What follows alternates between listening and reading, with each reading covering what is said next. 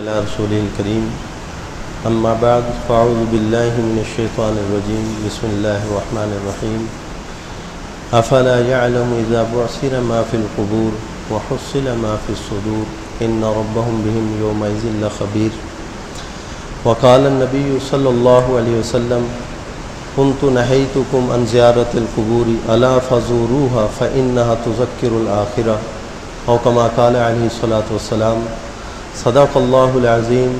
وصدق رسوله النبي الكريم ونحن على ذلك لمن الشاهدين والشاكرين روشی پڑھیں اللهم صل على محمد صلی اللہ علیہ وسلم اللهم بارك على محمد وعلى آل محمد كما باركت على إبراهيم وعلى آل إبراهيم. محرم الحرام کے مہینہ میں کرنے والے اور نہ کرنے والے کاموں کا تذکرہ چل رہا تھا. میں نے شروع میں ذکر کیا تھا کہ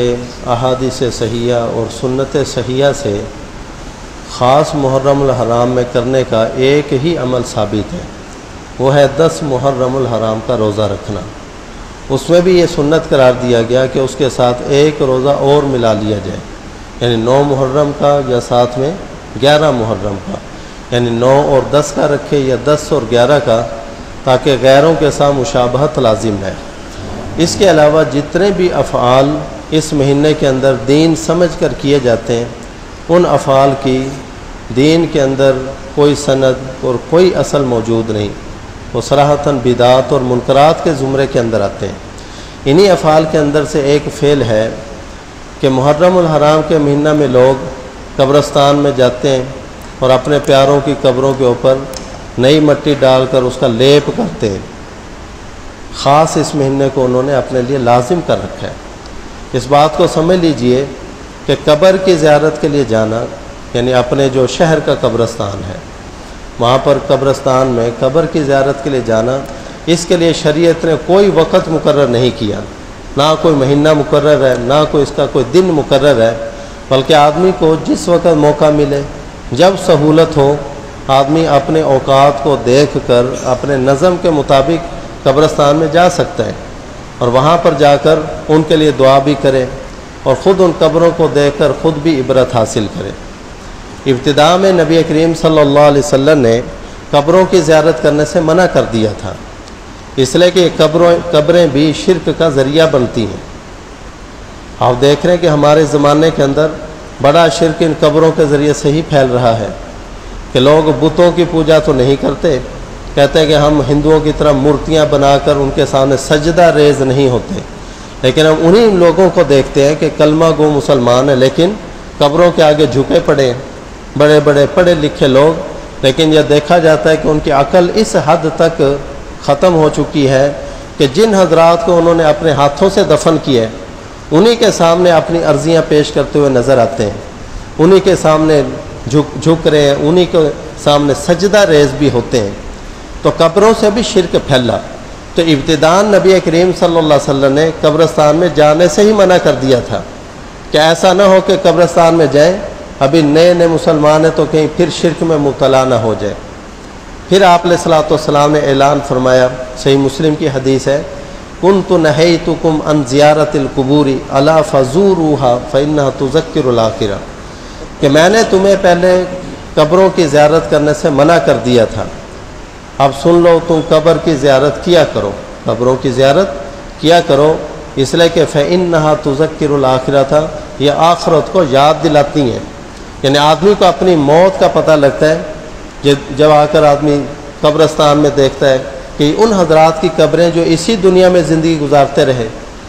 دلوں کے اندر بڑی تمنائیں بھی انہوں نے پال رکھی تھیں، بڑے بڑے منصوبے بھی انہوں نے تجویز کر رکھے تھے، لیکن موت نے ان کو مہلت نہیں دی، بالآخر وہ دنیا کو چھوڑ کر اس جہان سے رخصت ہو گئے. تو آج ان کی قبر کے نشانات بھی مٹتے چلے جا رہے ہیں. تو پھر اس چیز کو دیکھ کر آدمی اپنی موت کو بھی سوچتا ہے کہ میرے اوپر بھی یہ وقت آنے والا ہے. تو قبرستان کی زیارت کا ایک بڑا مقصد کیا ہے؟ اپنی موت کو یاد کرنا، اور دوسرا ہے کہ ان کے حق میں جا کے استغفار کریں. اس کے علاوہ جو مقاصد لوگوں نے بنا رکھے ہیں کہ جا کر ان سے اپنی حاجات کو طلب کرنا یا ان سے جا کے درخواست کرنا کہ وہ ہمارے حق میں دعائیں کریں، شریعت میں اس کا کوئی ثبوت نہیں۔ دیکھیں سب سے محترم قبر کن کی ہے؟ نبی کریم صلی اللہ علیہ وسلم کی۔ مدینہ کے اندر حضرت عمر فاروق رضی اللہ تعالیٰ کے زمانہ میں بارش رک گئی، بارش نہیں ہو رہی تھی، تو لوگوں نے آ کر التجا کی حضرت عمر رضی اللہ تعالیٰ سے کہ آپ استسقاء کا اہتمام کریں، لوگوں کو لے کر باہر نکلیں۔ وہاں پر نماز پڑھی ہے تو آپ علیہ الصلوۃ والسلام کے چچا حضرت عباس رضی اللہ تعالیٰ عنہ سے درخواست کی کہ آپ دعا کریں، اور فرمایا کہ انا کننا نتوسل، یعنی جب دعا کی تو انا کننا نتوسل بنبی کا، کہ جب آپ علیہ الصلوۃ والسلام ہم میں زندہ تھے تو ہم یہ دعا کا مطالبہ نبی کریم صلی اللہ علیہ وسلم سے کیا کرتے تھے، اب وہ ہم میں موجود نہیں رہے، اسے اب انا نتوسل الیک بام نبی کا، یا اللہ اب ہم آپ کی طرف توسل کر رہے ہیں، یعنی دعا کا مطالبہ کر رہے ہیں اپنے نبی کے چچا کے ذریعے سے۔ چاچے حضرت عباس رضی اللہ تعالیٰ عنہ سے کہا کہ آپ دعا کریں، وہ عمر میں بڑے تھے، انہوں نے دعا کروائی، اللہ تعالیٰ نے بارش دے دی۔ دیکھو کسی کے ذہن میں یہ نہیں آیا کہ نبی کریم صلی اللہ علیہ وسلم کی قبر اقدس یہاں پر موجود ہے تو آپ علیہ الصلوۃ والسلام سے ہی ہم مطالبہ کر لیں کہ یا رسول اللہ آپ زندگی میں بھی ہمارے لیے دعائیں فرمایا کرتے تھے، اب بھی دعا فرما دیجئے، اللہ تعالیٰ بارش برسا دیں۔ نہیں، اس قبر کو چھوڑ کر اسی مسجد نبی سے نکلے، باہر میدان میں جا کر وہاں دعا مانگی ہے۔ تو اس سے معلوم ہوا کہ جو اس دنیا سے رخصت ہو چکے ان سے دعاؤں کا مطالبہ نہیں کیا جائے گا، ان کے حق میں دعائیں کی جاتی ہیں۔ تو قبرستان میں جا کر اپنی موت کو یاد کیا جائے، ان کے حق میں دعا کی جائے۔ جو آیت پڑھی افلا یعلم اذا بوسر ما فی القبور، یہ سورہ عادیات ہے، اس میں اللہ رب العزت نے انسانوں کی بیماری کا بھی ذکر کیا ہے کہ انسانوں میں بیماری ہے ناشکری کی، اس وجہ سے یہ اللہ کی فرما برداری نہیں کرتے،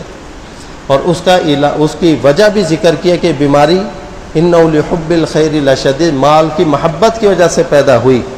اور اس کا علاج یہ ذکر کیا کہ افلا یعلم اذا بوسر ما فی القبور، فرمایا کہ اپنی آخرت کو سوچا کریں، اس وقت کو یاد کریں جب قبروں سے اٹھائے جائیں گے اور دلوں کے راز اس وقت ظاہر کر دیے جائیں گے، ورنہ اللہ رب العزت تو سب کچھ جانتے ہیں، اس دن اللہ اپنے اس علم کو ظاہر فرمائیں گے، سب کے دلوں کے راز نکال کر سامنے رکھ دیے جائیں گے۔ اس وقت کو سوچیں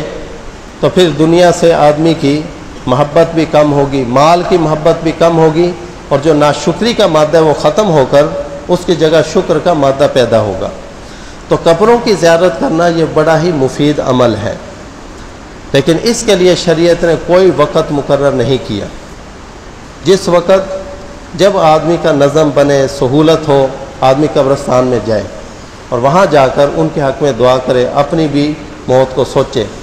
لہذا محرم الحرام کے مہینہ میں خاص کر کے قبرستان میں جانا اور وہاں پر قبروں کے لیپ کرنا، ان پر نئی مٹیاں چڑھانا، بعض دیکھا مٹی چڑھا کر قبروں کو بہت اونچا کر دیتے ہیں، حالانکہ نئی مٹی ڈالنا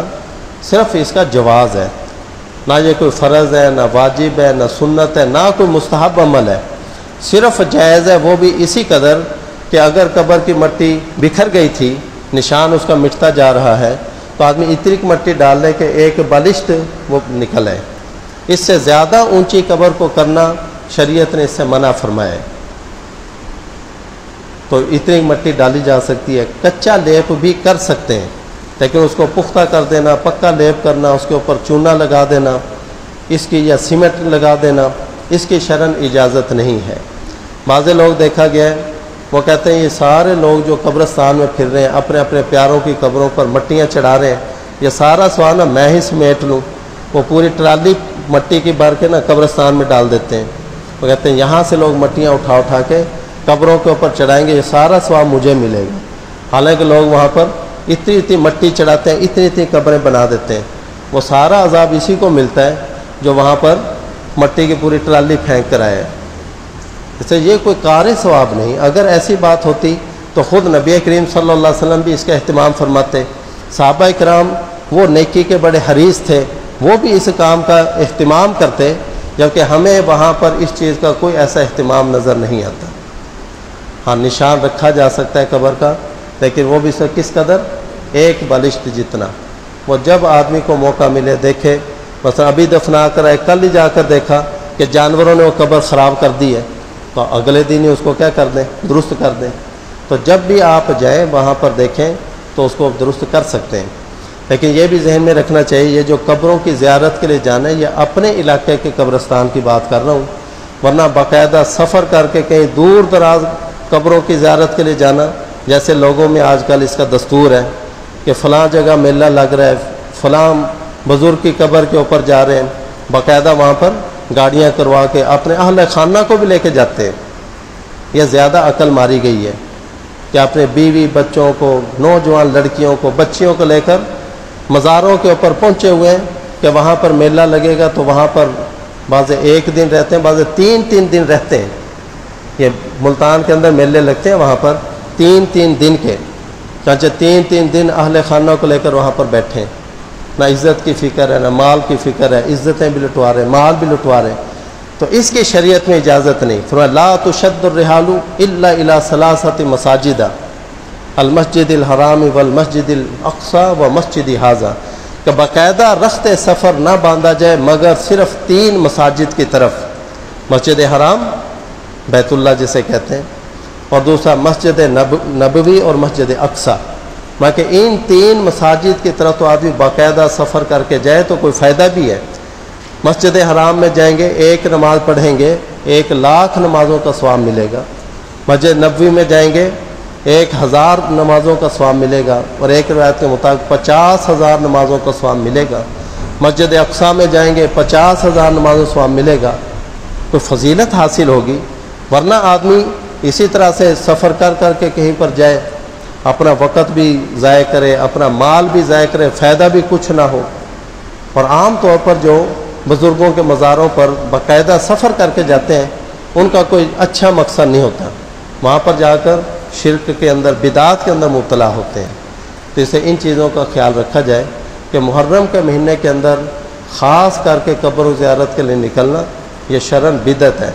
ہاں اگر آپ ہر مہینے جاتے ہیں اس مہینے بھی جائیں، لیکن یہ ذہن میں نہ رکھیں کہ یہ محرم کا ہے نا اس لیے ہم جا رہے ہیں۔ اللہ تعالی ہمیں عمل کی توفیق عطا فرمائے، آمین۔ وآخر دعوانا الحمدللہ رب العالمین۔